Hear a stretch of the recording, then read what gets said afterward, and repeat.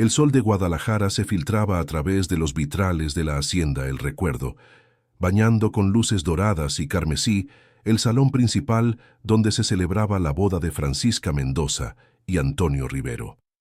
La aristocracia jalisciense al completo se había dado cita en aquel lugar, donde los arreglos florales de cala blanca y las cristaleras importadas de Europa creaban una atmósfera de opulencia casi asfixiante.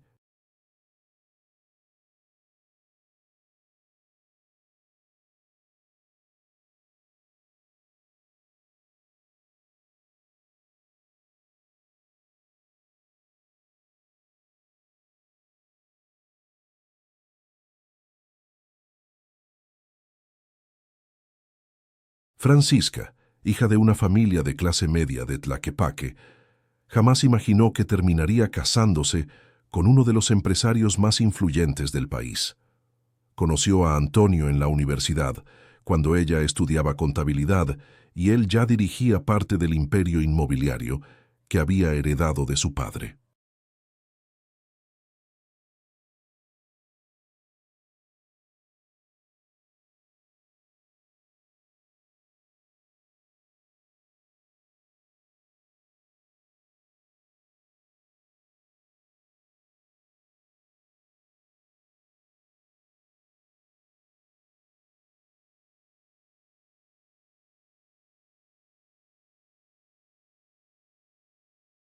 Su noviazgo de 3 años culminaba ahora en esta boda digna de la realeza, aunque la sensación de no pertenecer a este mundo seguía acosando a Francisca, especialmente cuando veía a su familia, encabezada por su madre Dolores, claramente incómoda entre tanto lujo. «Te ves hermosa, mi amor», susurró Antonio al oído de Francisca mientras bailaban el vals nupcial. «Hoy comienza nuestra dinastía». Francisca sonrió, pero la palabra dinastía le provocó un escalofrío.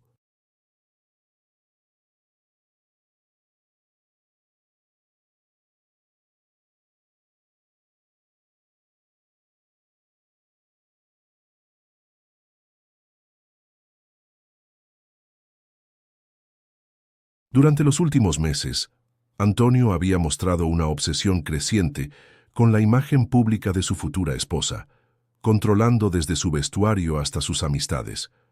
Incluso había insistido en que Dolores, su madre, se vistiera con un atuendo específico para la boda, desechando el vestido que ella había comprado con tanto esfuerzo. La recepción avanzaba entre brindis y felicitaciones cuando Francisca notó la ausencia de su madre.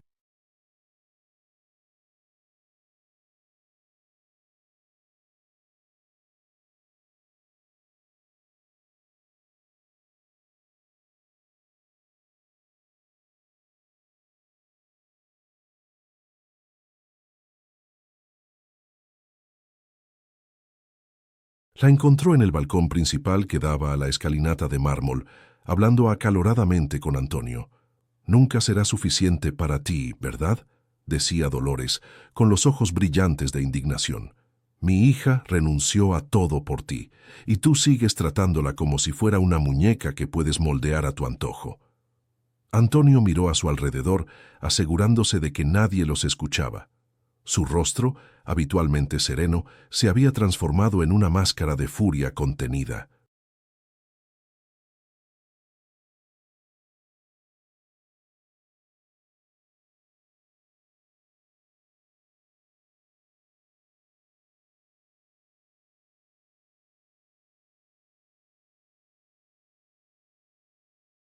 «Usted no entiende cómo funcionan las cosas en nuestro círculo, señora», respondió con voz gélida.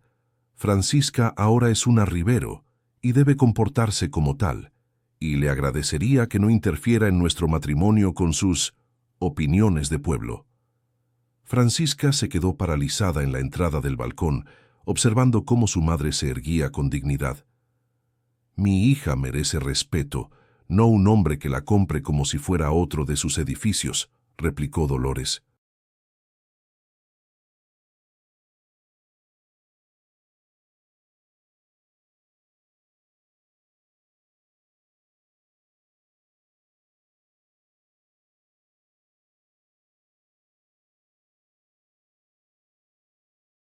Lo que sucedió después ocurrió en cuestión de segundos. Antonio, perdiendo completamente el control, dio un paso adelante y empujó deliberadamente a Dolores.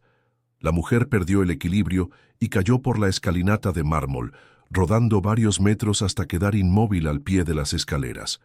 Un grito desgarrador escapó de la garganta de Francisca mientras corría hacia su madre.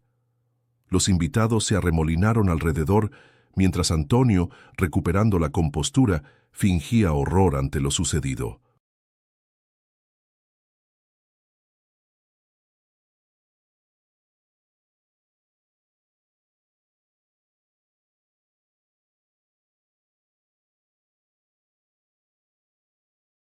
«Fue un accidente», exclamó acercándose con falsa preocupación.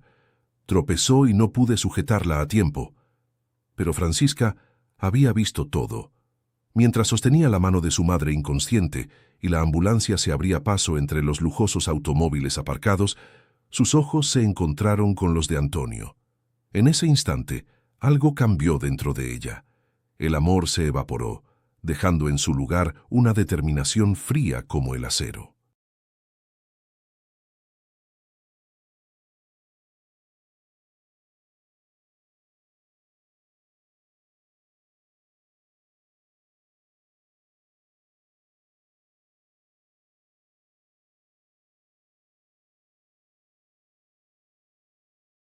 «Esto no quedará así», pensó mientras las sirenas rompían la noche jalisciense. Su vestido de novia, ahora manchado con la sangre de su madre, era el símbolo perfecto de lo que acababa de descubrir. Se había casado con un monstruo. En el Hospital Civil de Guadalajara, mientras los médicos atendían a Dolores, Francisca permanecía sentada en la sala de espera, aparentemente quebrada por el dolor.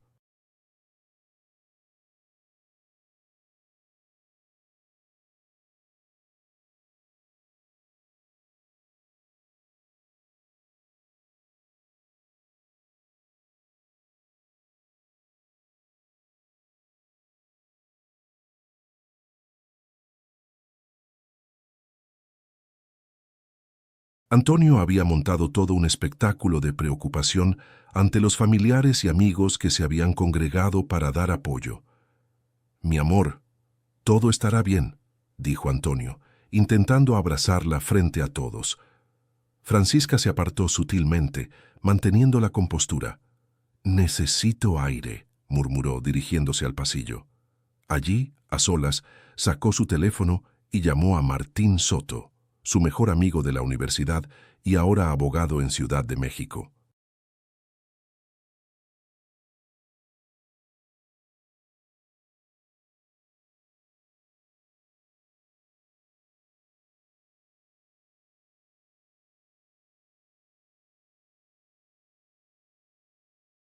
«Martín, necesito tu ayuda», dijo con voz firme, sin rastro de lágrimas.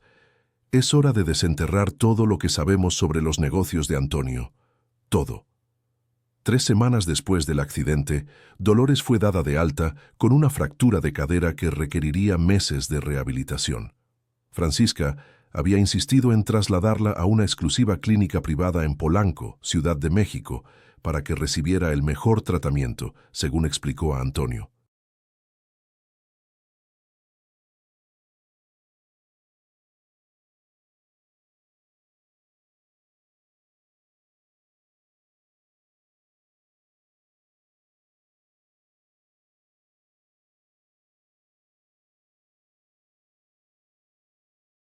En realidad, necesitaba alejarla de Guadalajara y mantenerla segura mientras ejecutaba su plan.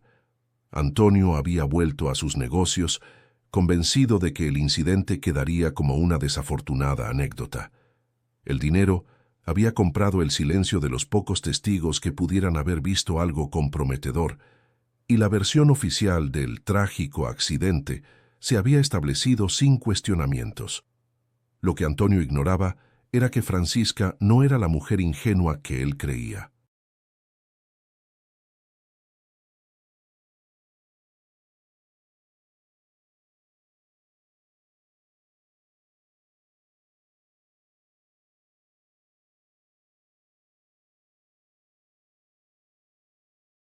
Durante sus años en la universidad, había sido una estudiante brillante de contabilidad, y durante su noviazgo había observado con ojo crítico las operaciones financieras de las empresas Rivero. Siempre tuvo sospechas sobre la verdadera fuente de la riqueza familiar, especialmente cuando notaba ciertas inconsistencias en los estados financieros que ocasionalmente veía en el despacho de Antonio.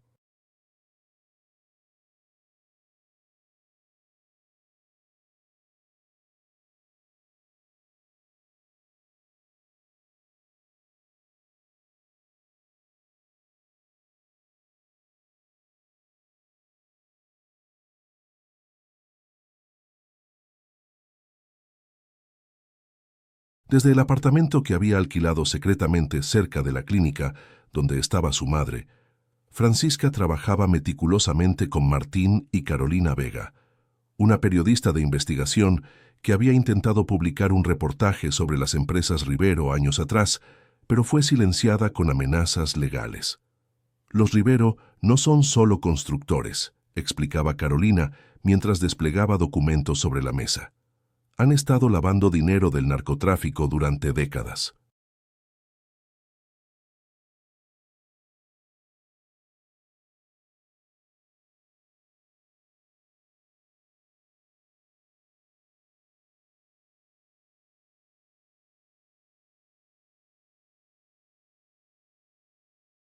El padre de Antonio estableció las conexiones y él las ha mantenido especialmente con el cártel de Jalisco. Martín asintió, mostrando fotografías de Antonio con conocidos operadores financieros vinculados al crimen organizado. El problema es que ha sido extremadamente cuidadoso. Todos sus negocios aparentemente ilegales están protegidos por una red de empresas fantasma y testaferros. Francisca estudiaba cada documento con determinación glacial. Pero cometió un error, dijo finalmente.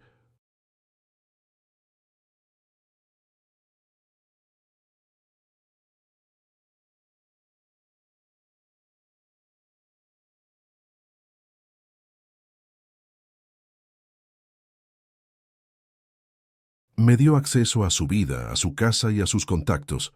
Y lo más importante, subestimó a la hija de una contadora que le enseñó todos los trucos del oficio. Durante las siguientes semanas, Francisca mantuvo una doble vida impecable.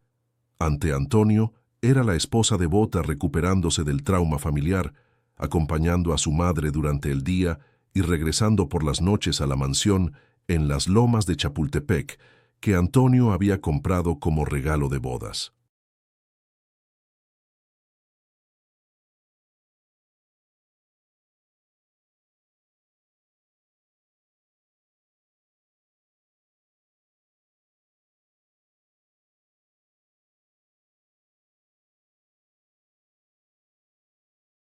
Pero en realidad, estaba recopilando evidencia, fotografiando documentos del despacho privado de Antonio, instalando discretos dispositivos de grabación en las habitaciones donde él sostenía sus reuniones más confidenciales.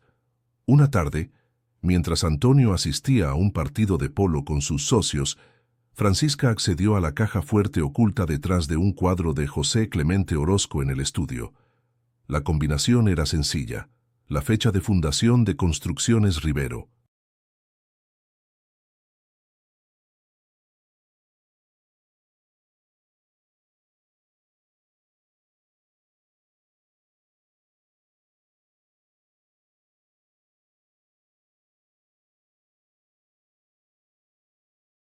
Dentro encontró lo que necesitaba: un libro de contabilidad paralela con anotaciones manuscritas que detallaban movimientos de dinero entre empresas aparentemente no relacionadas, todas conectadas al lavado de dinero. «Lo tengo», susurró para sí misma, fotografiando cada página con precisión metódica. Esa noche, durante la cena en el prestigioso restaurante Pujol, Antonio notó algo diferente en su esposa.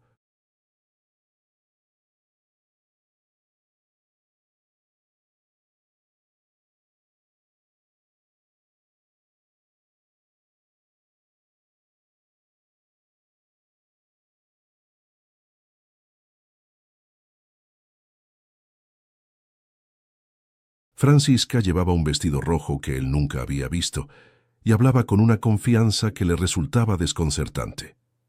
«¿Sabías que estoy pensando en volver a trabajar?», comentó Francisca mientras degustaban el mole madre. Antonio rió con condescendencia. «¿Trabajar? No digas tonterías. Mi esposa no necesita rebajarse a eso». Francisca mantuvo la sonrisa, a pesar del insulto velado. «No lo veo como rebajarme. De hecho, creo que tengo habilidades que podrían sorprenderte».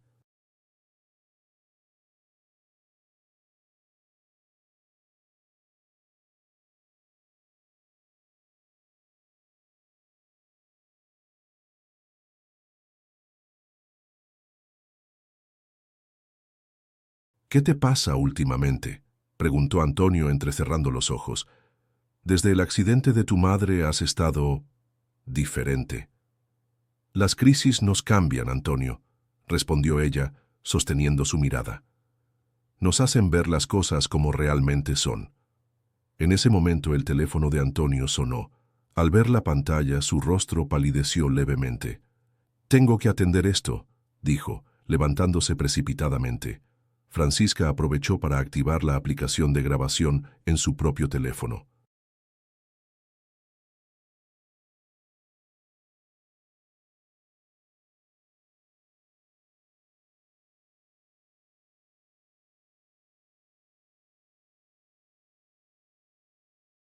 Sabía que Antonio se dirigiría al baño del restaurante para hablar en privado, donde había colocado estratégicamente otro dispositivo de escucha horas antes. Más tarde, escucharía la conversación completa. Uno de los testaferros de Antonio había sido detenido en la frontera con Estados Unidos y existía el riesgo de que hablara con las autoridades. Antonio había ordenado encargarse del problema de manera permanente. Era la prueba que faltaba para completar el rompecabezas.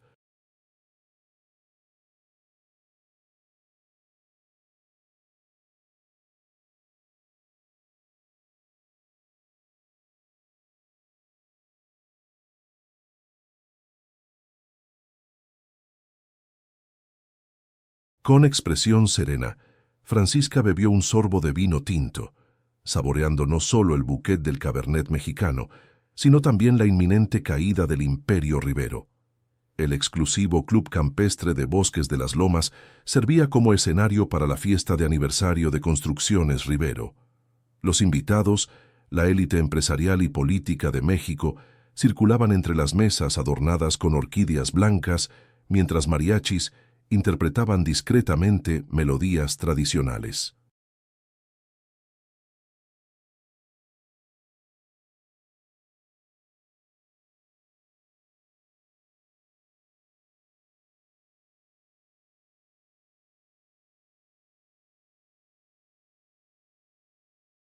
Francisca, espléndida en un vestido de diseñador mexicano, ejercía como perfecta anfitriona, ocultando bajo su sonrisa el nerviosismo por lo que estaba a punto de desencadenar. Durante los 2 últimos meses había trabajado incansablemente, reuniendo cada pieza de evidencia contra Antonio, estableciendo contactos estratégicos y preparando su jugada maestra. «Te ves tensa», murmuró Antonio, acercándose por detrás y rodeando su cintura. «Relájate, es nuestra noche».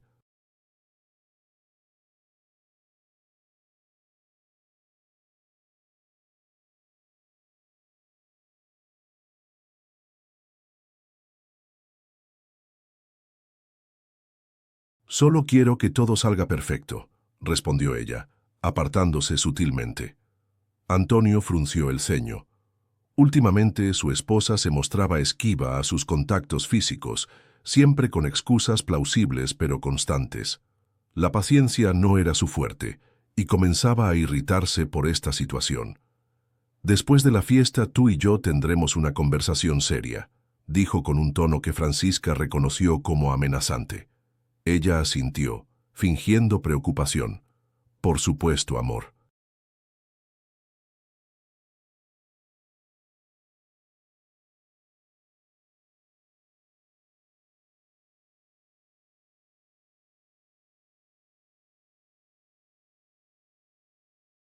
Ahora deberías saludar al secretario de Desarrollo Urbano. Acaba de llegar.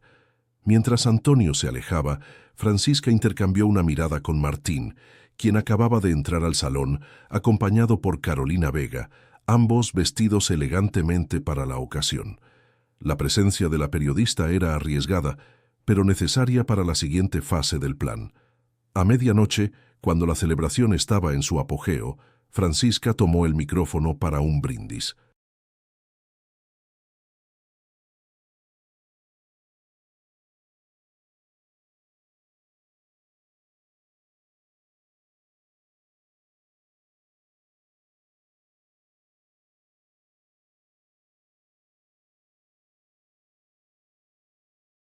Quisiera agradecer a todos por acompañarnos en esta noche tan especial, comenzó, captando la atención de los presentes. Construcciones Rivero representa no solo una empresa, sino un legado construido sobre cimientos muy particulares. Antonio la miró con extrañeza desde el otro lado del salón. Mi esposo siempre dice que en los negocios, como en la vida, lo importante es lo que no se ve, continuó Francisca.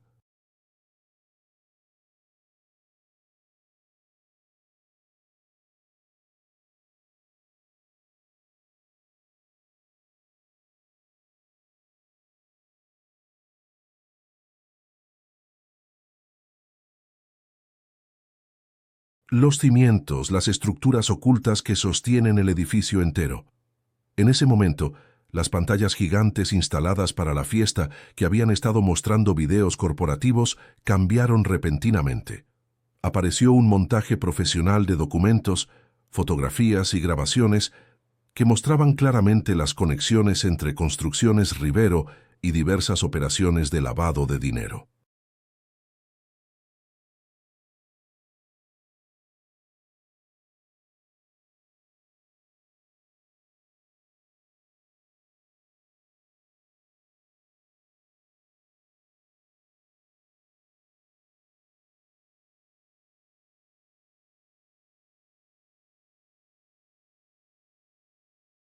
El salón quedó en silencio sepulcral mientras se reproducían fragmentos de conversaciones comprometedoras de Antonio, incluyendo la orden de encargarse del testaferro detenido.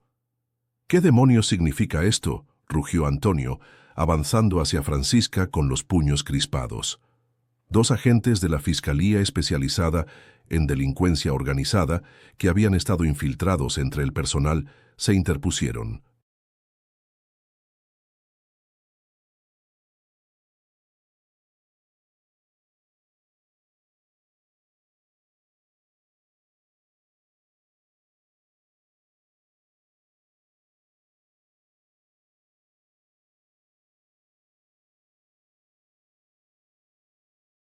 Antonio Rivero Álvarez, está usted detenido por los delitos de lavado de dinero, asociación delictuosa y homicidio calificado, anunció uno de ellos mientras le colocaba las esposas. El caos se desató en el salón.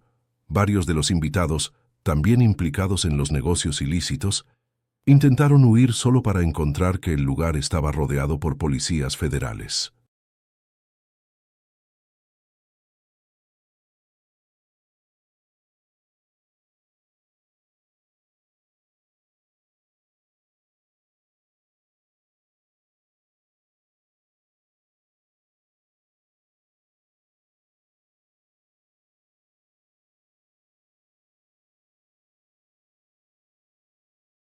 Carolina Vega ya estaba transmitiendo en vivo para uno de los principales noticieros nacionales, mientras Martín supervisaba que todo el operativo se desarrollara conforme a la ley.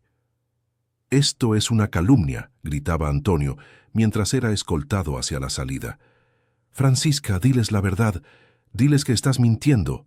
Francisca se acercó a él con paso firme, ignorando las cámaras y los murmullos.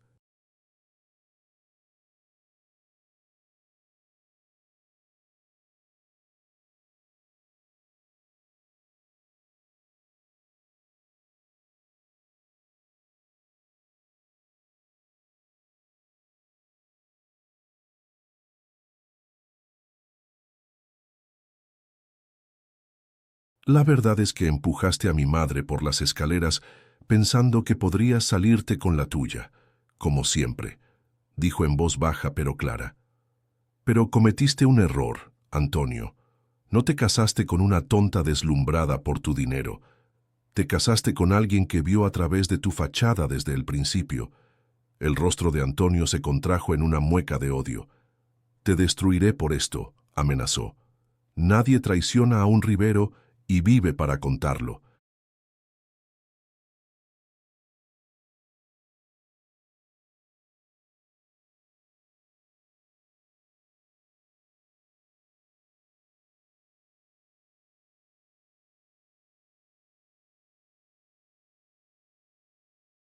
Ya veremos quién destruye a quién, respondió ella, sosteniendo su mirada sin pestañear. Mientras los agentes se llevaban a Antonio, Francisca permaneció en pie, enfrentando las miradas atónitas de la alta sociedad mexicana. Su mundo perfecto se desmoronaba, pero ella nunca se había sentido más fuerte. Esa misma noche, los principales medios de comunicación del país transmitían la noticia de la caída del Imperio Rivero.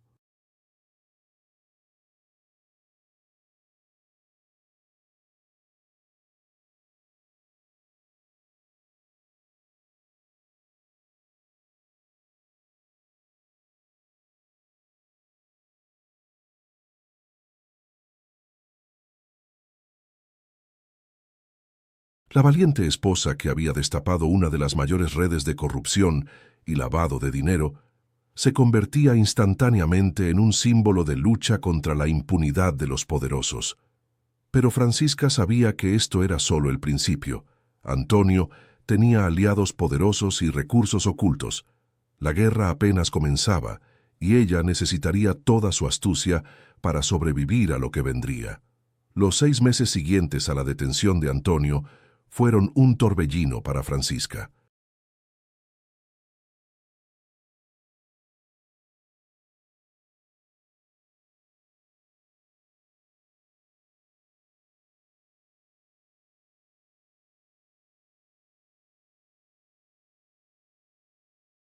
Como había previsto, los aliados de su esposo no tardaron en contraatacar.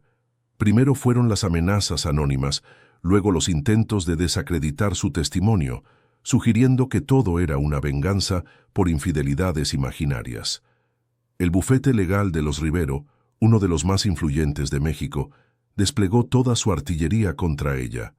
Le congelaron cuentas bancarias, iniciaron demandas por difamación y utilizaron sus contactos para que ninguna empresa le ofreciera trabajo.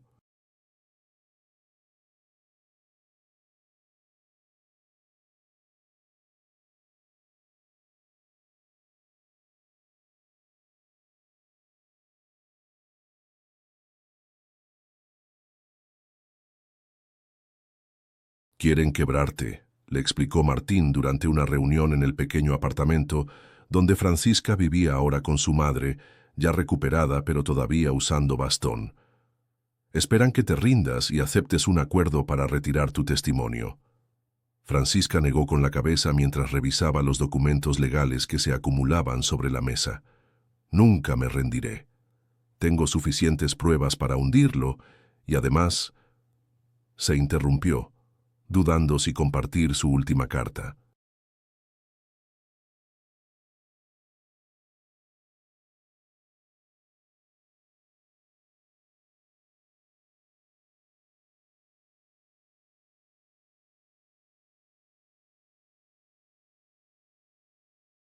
¿Además qué? Preguntó Carolina, quien se había convertido en una aliada cercana y estaba preparando un libro sobre todo el caso. Además, no he revelado todo lo que sé, completó Francisca. Guardé evidencia sobre las conexiones de Antonio con ciertos políticos de alto nivel, información que podría sacudir los cimientos del gobierno. Dolores, que escuchaba desde su sillón, intervino con preocupación. Hija, eso es extremadamente peligroso. Ya has arriesgado demasiado.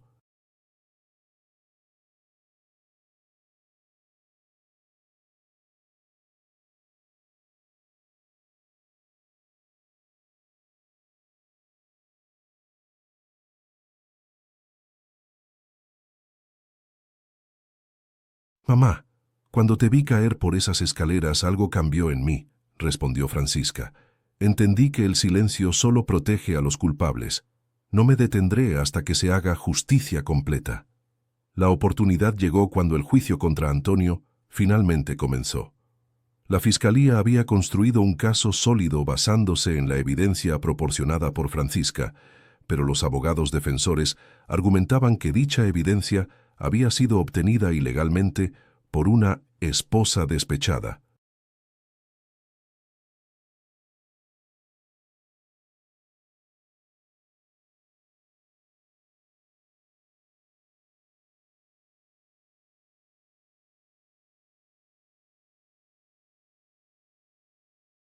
Durante su testimonio, Francisca se mantuvo serena a pesar de la agresiva estrategia de la defensa.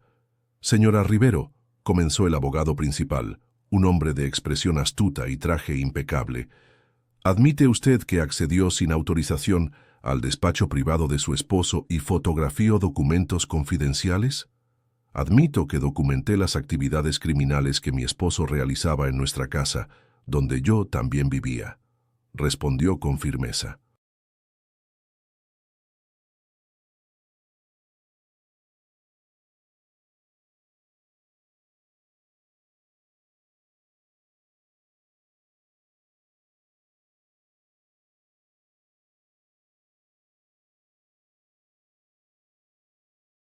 ¿Y no es cierto que usted planeó esta conspiración contra mi cliente después de descubrir sus supuestas infidelidades?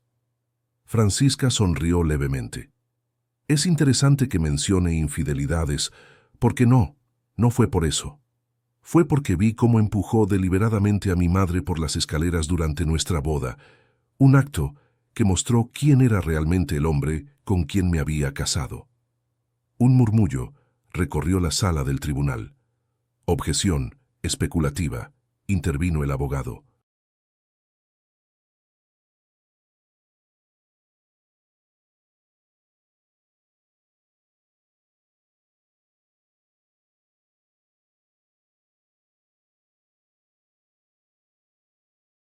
Al contrario, replicó Francisca antes de que el juez pudiera responder.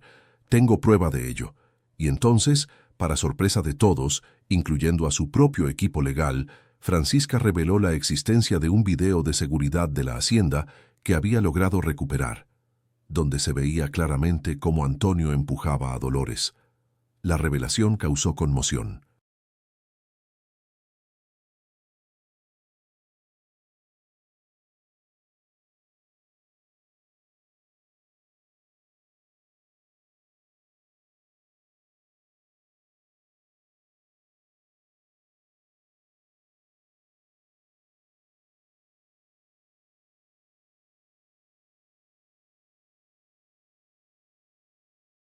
El juez ordenó un receso para revisar esta nueva evidencia, mientras Antonio, lívido de furia, gritaba acusaciones contra todos los presentes. Esa tarde, Francisca recibió una llamada anónima en su teléfono. «Has cavado tu propia tumba», dijo una voz masculina. «Esta noche tú y tu madre pagarán el precio». En lugar de asustarse, Francisca activó la grabación y respondió con calma. «¿Esa es una amenaza del senador Mondragón? Porque reconozco la voz de su asistente».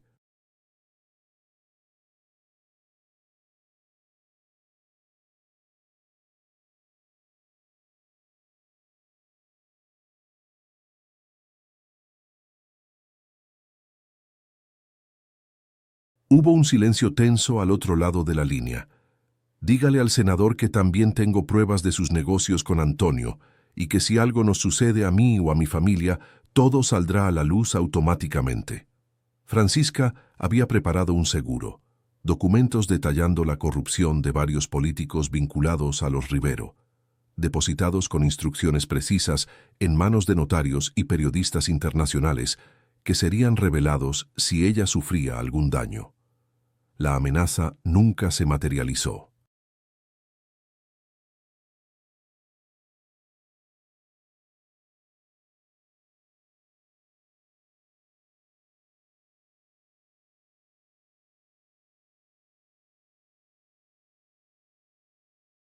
En cambio, días después, recibió la visita sorpresa de Lucía Mondragón, la esposa del senador. «He venido porque admiro lo que has hecho», confesó la mujer, visiblemente nerviosa. «Mi marido y Antonio han destruido muchas vidas. Yo misma he vivido aterrorizada durante años y tengo información que podría ayudarte». Esta alianza inesperada marcó un punto de inflexión. Con el testimonio de Lucía y las pruebas adicionales que aportó, el caso contra Antonio se volvió irrefutable.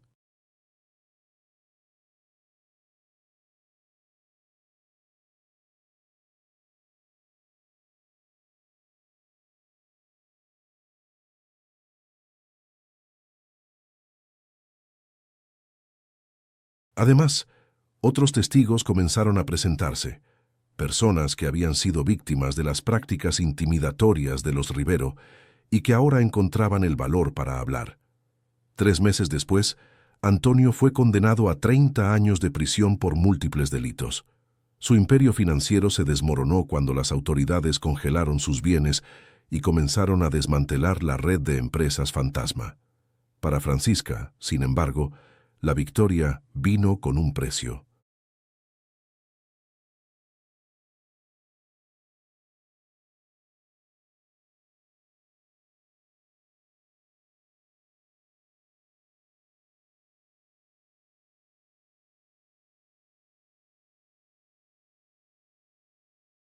Las amenazas continuaron, obligándola a mudarse frecuentemente y a vivir con medidas de seguridad extremas.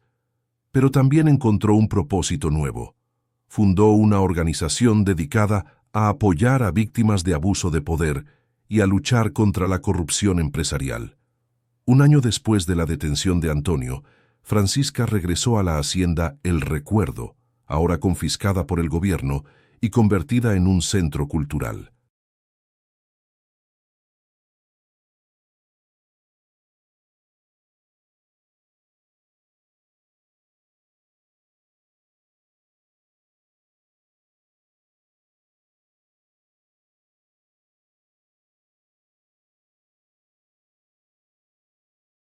Caminó sola hasta la escalinata donde había comenzado todo, recordando el momento exacto en que decidió que no sería una víctima más. «¿Cómo te sientes?», preguntó Martín, que la había acompañado y la observaba desde la distancia. Francisca contempló el atardecer jalisciense con sus tonalidades doradas y rojizas tan similares a las del día de su boda, pero ahora con un significado completamente diferente. «En paz», respondió, «por primera vez en mucho tiempo, completamente en paz».